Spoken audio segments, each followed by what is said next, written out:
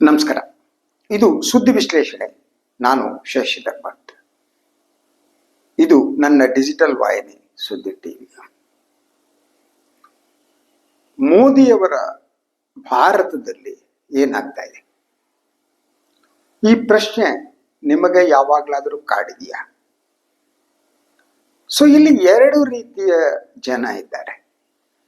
ಒಂದು, ಏನಾದರೂ ಕೂಡ ಕಣ್ಣು ಮುಚ್ಚಿ ಕುಳಿತುಕೊಳ್ಳುವವರು.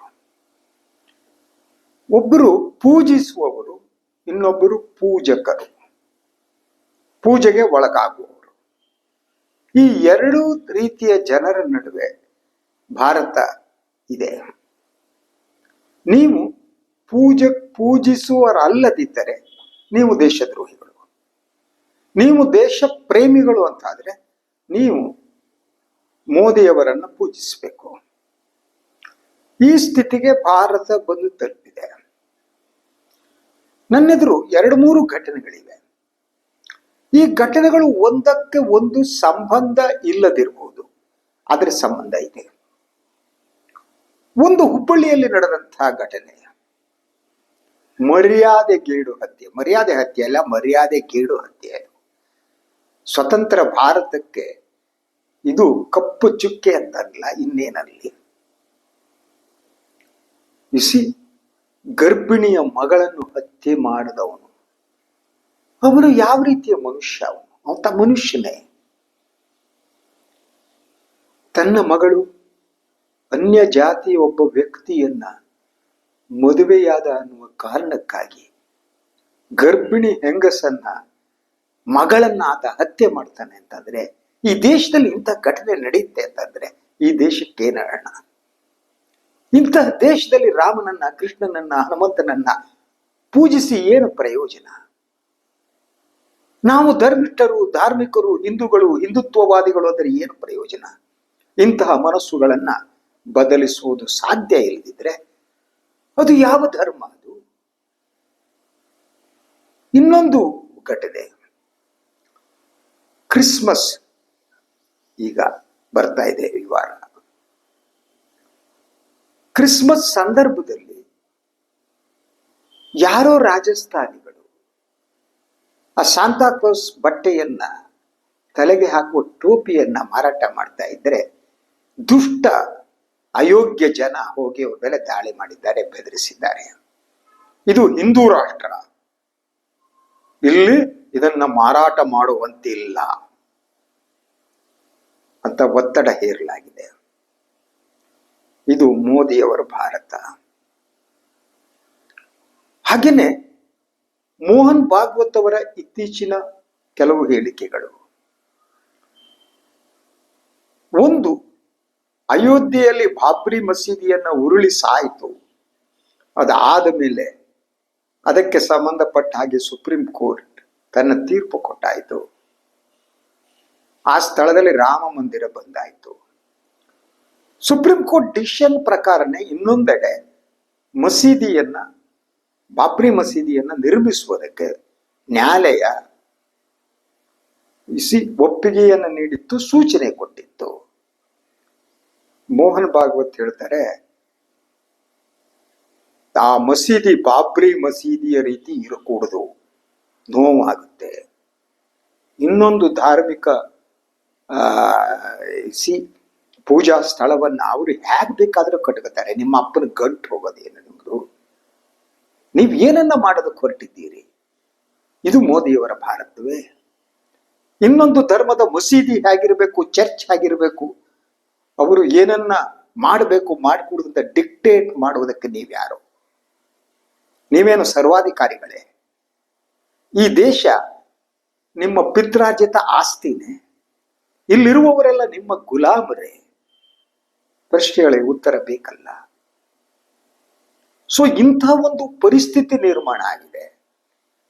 ಅಂದ್ರೆ ಧಾರ್ಮಿಕ ಸ್ವಾತಂತ್ರ್ಯ ಅನ್ನುವುದು ಈ ದೇಶದಲ್ಲಿ ಮರೆ ಆಗ್ತಾ ಇದೆಯಾ? ಪ್ರಶ್ನೆಗಳನ್ನ ಕೇಳ್ಕೊಳ್ಳಿ, ನಿಮಗೆ ಉತ್ತರ ಸಿಗುತ್ತೆ. ಎಲ್ಲ ಧರ್ಮದವರು ಕೂಡ ತಮ್ಮ ಧರ್ಮದ ಆಚರಣೆಗೆ ನಮ್ಮ ಸಂವಿಧಾನ ಅವರಿಗೆ ಅವಕಾಶವನ್ನು ಕಲ್ಪಿಸಿದೆ. ಆದರೆ ನೀವು ಧಾರ್ಮಿಕ ಆಚರಣೆಯ ಮೇಲೆ, ಪೂಜಾ ಸ್ಥಳಗಳ ಮೇಲೆ ಹೀಗಿರಬೇಕು ಅನ್ನುವ ನಿಮ್ಮ ಬುಲ್ಡೋಸರ್ ರಾಜಕಾರಣವನ್ನ ಮಾಡ್ತಾ ಇದ್ದೀರಲ್ವಾ. ಅದರ ಜೊತೆ ಮೋಹನ್ ಭಾಗವತ್ ಇನ್ನೊಂದು ಮಾತನ್ನ ಹೇಳಿದ್ದಾರೆ. ಈ ದೇಶ ಹಿಂದೂಗಳ ದೇಶ, ಆದ್ರಿಂದ ಇದೇ ಬೇಕಾಗಿಲ್ಲ, ಇದು ಹಿಂದುತ್ವದ ದೇಶ, ಹಿಂದೂ ರಾಷ್ಟ್ರ ಇದು ಅಂತ. ನೀವು ಏನನ್ನಾದರೂ ಕರೆದುಕೊಳ್ಬಹುದಾ, ಅಥವಾ ಅದಕ್ಕೆ ಸಂವಿಧಾನದ ಮಾನ್ಯತೆ ಇರಬೇಕಾ ಬೇಡವಾ? ನೀವು ಸಂವಿಧಾನಕ್ಕೆ ಅತೀತರಾದವರ, ನಿಮ್ಮನ್ನ ಅತೀತರನ್ನಾಗಿ ಮಾಡಿದವರು ಯಾರು? ನಿಮಗೆ ಆ ಅಧಿಕಾರವನ್ನು ಕೊಟ್ಟವರು ಯಾರು? ಇನ್ನೊಂದು ಧರ್ಮ ಹೀಗೆ ಇರಬೇಕು ಅಂತ. ಈ ಎಲ್ಲವನ್ನ ಕ್ರೊನಾಲಜಿಯನ್ನ ನೋಡ್ತಾ ಬನ್ನಿ. ಇನ್ನೊಂದು ವಿಚಾರ, ಬಾಂಗ್ಲಾದೇಶದಲ್ಲಿ ಒಬ್ಬ ಹಿಂದೂ ಏನಿದ್ದಾನೆ ಅವನನ್ನ ಬೆಂಕಿ ಹಚ್ಚಿ ಸುಡಲಾಯಿತು. ಸೊ ಇದನ್ನ ಎಲ್ಲರೂ ಪ್ರತಿಭಟಿಸಬೇಕು, ಪ್ರಶ್ನಿಸಬೇಕು. ಆತ ಹಿಂದೂ ಅನ್ನೋ ಒಂದೇ ಕಾರಣಕ್ಕಾಗಲ್ಲ, ಆತ ಮನುಷ್ಯ ಅನ್ನುವ ಕಾರಣಕ್ಕಾಗಿ. ಈ ಮನುಷ್ಯರನ್ನ ಸುಡುವುದೇನಿದೆ, ಈ ಸುಡುವ ಕ್ರಿಯೆ ಏನಿದೆ, ಇಂತಹ ದುಷ್ಟತನ ಏನಿದೆ, ಇದು ಧರ್ಮದ ಕಾರಣಕ್ಕೆ ಮುಖ್ಯವಾಗಿರ್ಬೇಕಾಗಿಲ್ಲ, ಮನುಷ್ಯರು ಎಂಬ ಕಾರಣಕ್ಕೆ ಮುಖ್ಯ ಆಗಿರಬೇಕು.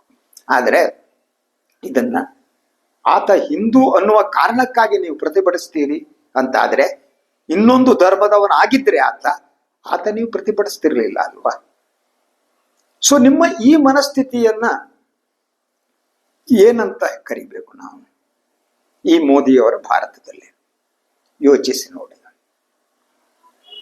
ಈಗ ಬಹಳ ಮುಖ್ಯವಾದ ಪ್ರಶ್ನೆ ಅಂದ್ರೆ, ಒಂದು ಬಾಂಗ್ಲಾದೇಶದಲ್ಲಿ ಈ ಒಂದು ಹಿಂದೂ ಮುಸ್ಲಿಂ ಈ ಒಂದು ಸಂಘರ್ಷ ಏನು ಉಂಟಾಗಿದೆ, ಅದಕ್ಕೆ ಕಾರಣಗಳೇನು ಯೋಚಿಸ್ಬೇಕಲ್ವಾ? ಅದು ಹುಟ್ಟಿದ್ದು ಎಲ್ಲಿಂದ? ಮೊದಲನೇದಾಗಿ, ಯಾವಾಗ ಬಾಂಗ್ಲಾದ ಜನ, ಅಲ್ಲಿಯ ವಿದ್ಯಾರ್ಥಿಗಳು ಪ್ರತಿಭಟನೆ ನಡೆಸಿದ್ರು, ಆಗ ಶೇಖ್ ಹಸೀನಾ ಬಾಂಗ್ಲಾದ ಪ್ರಧಾನಮಂತ್ರಿ ಭಾರತಕ್ಕೆ ಓಡಿ ಬಂದ್ರು. ಅವರಿಗೆ ಭಾರತ ಆಶ್ರಯ ಕೊಟ್ಟಿದ್ದು ರಾಜತಾಂತ್ರಿಕವಾಗಿ ಇನ್ನೊಂದಾಗಿ ಸರಿಯೋ ತಪ್ಪು ಅನ್ನೋದನ್ನ ನಾನೀಗ ಚರ್ಚೆ ಮಾಡೋದಕ್ಕೆ ಹೋಗಲ್ಲ. ಆದರೆ ಬಾಂಗ್ಲಾದೇಶದ ಜನರಿಗೆ ಅವಳ ಮೇಲೆ ಸಿಟ್ಟಿತ್ತು. ಅಲ್ಲಿರುವ ಹಿಂದೂಗಳು ಶೇಖ್ ಹಸೀನಾ ಅವರು ಬೆಂಬಲಿಗರು ಅನ್ನುವ ಕಾರಣಕ್ಕಾಗಿ ಅವರ ಮೇಲೆ ದಾಳಿಗಳು ಪ್ರಾರಂಭ ಆದವು. ಅದು ಧಾರ್ಮಿಕ ಕಾರಣಕ್ಕೆ ಆಗಿರಲಿಲ್ಲ.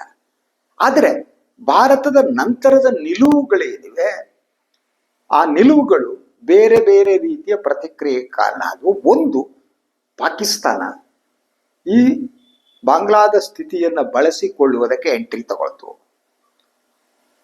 ನಾವು ಶೇಖ್ ಹಸೀನಾ ಅವರಿಗೆ ಆಶ್ರಯ ನೀಡಿದ ತಕ್ಷಣ ಪಾಕಿಸ್ತಾನಕ್ಕೆ ಅಲ್ಲಿ ಅವಕಾಶ ಸಿಕ್ತು ಅನಿಸ್ತು. ಅದು ನೇರವಾಗಿ ಎಂಟ್ರಿ ತಗೋತು, ISI ಎಂಟ್ರಿ ತಗೋತು. ಎಲ್ಲ ದುಷ್ಟ ಜಂತುಗಳು ಬಾಂಗ್ಲಾದೇಶಕ್ಕೆ ಬಂದವು. ಆ ಅವಕಾಶವನ್ನು ಬಳಸಿಕೊಂಡು ಅಲ್ಲಿ ಭಾರತ ವಿರೋಧಿ ಮನಸ್ಥಿತಿ ಇನ್ನಷ್ಟು ಜಾಗೃತವಾಗುವಂತೆ ಮಾಡಲಾಯಿತು. ಇದು ಯಾರ ತಪ್ಪು? ಪಾಕಿಸ್ತಾನಕ್ಕೆ ಅಲ್ಲಿ ಎಂಟ್ರಿ ಕೊಡುವುದಕ್ಕೆ ಅವಕಾಶ ಕೊಟ್ಟವರು ಯಾರು? ಪ್ರಶ್ನೆಗಳನ್ನು ಕೇಳಲೇಬೇಕಲ್ವಲ್ಲ? ಮೋದಿಯವರ ಭಾರತದಲ್ಲಿ ಕೇಳಲೇಬೇಕಲ್ವಾ? ಯಾರು ಅದಕ್ಕೆ ಅವಕಾಶ ಕೊಟ್ಟವರು? ಅದು ಆದ ಮೇಲೆ ಒಂದು, ಅಲ್ಲಿ ಒಬ್ಬ ಹಿಂದೂವನ್ನ ದಹಿಸಲಾಯಿತು.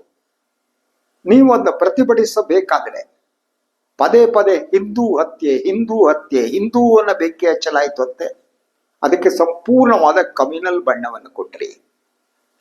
ಇದು ಪಶ್ಚಿಮ ಬಂಗಾಳದ ಚುನಾವಣೆಯಲ್ಲಿ ನಿಮಗೆ ಸಹಾಯ ಮಾಡಬಹುದು ಈ ನೆರೇಟಿವ್, ಉಳಿದ ಕಡೆ ಸಹಾಯ ಮಾಡಬಹುದು. ಆದರೆ ಈ ಪ್ರಶ್ನೆಯನ್ನ ಇನ್ನೊಂದು ರೀತಿಯಲ್ಲಿ ನೋಡೋಣ. ಬಾಂಗ್ಲಾದೇಶದಲ್ಲಿ ನಡೆದ ಘಟನೆಯನ್ನ ನಾವು ಆ ದೇಶದ ಆಂತರಿಕ ವ್ಯವಹಾರ ಅಂತ ನೋಡ್ತೀವೋ ಇಲ್ವೋ? ಒಂದೊಮ್ಮೆ ಅದು ಆಂತರಿಕ ವ್ಯವಹಾರ ಅಲ್ಲ, ಅಲ್ಲಿ ಇಂಥ ಕೆಲಸ ನಡೆದಿದೆ ಅನ್ನೋ ಕಾರಣಕ್ಕಾಗಿ, ಹಿಂದೂ ಒಬ್ಬನು ಬೆಂಕಿ ಹಚ್ಚಿದ್ದಾರೆ ಅನ್ನೋ ಕಾರಣಕ್ಕಾಗಿ ನಾವು ಅಲ್ಲಿ ಪ್ರತಿಕ್ರಿಯೆ ನೀಡ್ತೀವಿ ಅಂತ ಆದರೆ ಅವರ ಆಂತರಿಕ ವ್ಯವಹಾರದ ಬಗ್ಗೆ ಭಾರತದಲ್ಲಿ ನಡೆಯುವಂತಹ ಘಟನೆಗಳ ಬಗ್ಗೆ ಬೇರೆ ಬೇರೆ ದೇಶಗಳು ಇಂಟರ್ಫಿಯರ್ ಆಗಿ ಪ್ರತಿಕ್ರಿಯೆ ನೀಡೋದಕ್ಕೆ ಪ್ರಾರಂಭ ಆದರೆ ಆಗೇನಾಗುತ್ತೆ? ಯಾಕಂದ್ರೆ ಭಾರತದಲ್ಲೂ ಕೂಡ ಯು ಸಿ ದಟ್ ಗೋಮಾಂಸದ ಹೆಸರಿನಲ್ಲಿ ಹಲವರ ಮೇಲೆ ಹಲ್ಲೆ ನಡೆದಿದೆ, ಹಲವರ ಹತ್ಯೆ ನಡೆದಿದೆ. ಇನ್ನು ಮುಂದೆ ಇಂಥದ್ದು ನಡೆಯಲ್ಲ ಅಂತ ಹೇಳೋದಕ್ಕೂ ಸಾಧ್ಯ ಇಲ್ಲ.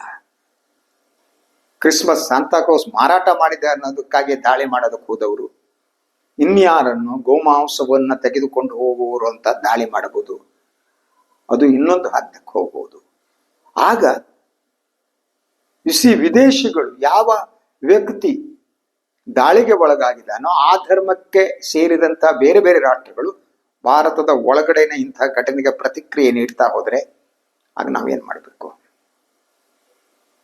ಅಲ್ವಾ? ಯೋಚನೆ ಮಾಡಿ ನೋಡಿ. ಉತ್ತರ ಪ್ರದೇಶದ ಒಬ್ಬ ವ್ಯಕ್ತಿ, ಮುಸ್ಲಿಂ ವ್ಯಕ್ತಿಯನ್ನ ಗೋಮಾಂಸ ಅನ್ನುವ ಅಂತ ನಮ್ಮೆಯ ತಪ್ಪು ತಿಳಿದವನ್ನ ಸಾಮೂಹಿಕ ದಾಳಿ ನಡೆಸಿ ಹತ್ಯೆ ನಡೀತಲ್ಲ, ಅಂತಹ ಘಟನೆಗಳಿಗೆ ಎಲ್ಲ ಮುಸ್ಲಿಂ ರಾಷ್ಟ್ರಗಳು ಪ್ರತಿಕ್ರಿಯೆ ನೀಡುವ ಸ್ಥಿತಿಗೆ ಬಂದ್ಬಿಟ್ರೆ ಅದನ್ನ ನಾವು ಭಾರತದ ಆಂತರಿಕ ವ್ಯವಹಾರ ಅಂತ ನೋಡ್ತೀವೋ ಅಥವಾ ಇದನ್ನ ಧಾರ್ಮಿಕ ಆಂಗಲ್ ಅಲ್ಲಿ ನೋಡ್ತೀವೋ? ಮೋದಿಯವರ ಭಾರತದಲ್ಲಿ ಪ್ರಶ್ನೆಯನ್ನು ಕೇಳಬೇಕಲ್ಲ, ಏನಾಗ್ತಾ ಇದೆ ಮೋದಿಯವರ ಭಾರತದಲ್ಲಿ? ಈ ಭಾರತ ದೇಶದಲ್ಲಿ ಸುತ್ತ ಪಾಕಿಸ್ತಾನ, ಚೀನಾ ನಮ್ಮ ವಿರೋಧಿ ರಾಷ್ಟ್ರಗಳು ಅಂತ ನಾವು ಕನ್ಸಿಡರ್ ಮಾಡ್ತಿದ್ದೀವಿ. ಆದ್ರೆ ಈಗ ನೋಡಿ, ನಮ್ಮ ಸುತ್ತ ಎಲ್ಲ ನಮ್ಮ ವಿರೋಧಿ ರಾಷ್ಟ್ರಗಳು ಸುತ್ತುವರೆದಿವೆ. ನೇಪಾಳದಂತ ಪುಟ್ಟ ರಾಷ್ಟ್ರ ನಮ್ಮ ವಿರೋಧಿ, ಅದು ಹಿಂದೂ ರಾಷ್ಟ್ರ. ಹಾಗೆ ನೋಡಿದರೆ ಘೋಷಣೆ ಮಾಡದಿದ್ರು ಕೂಡ ಅಲ್ಲಿರುವವರು ಹಿಂದೂಗಳು.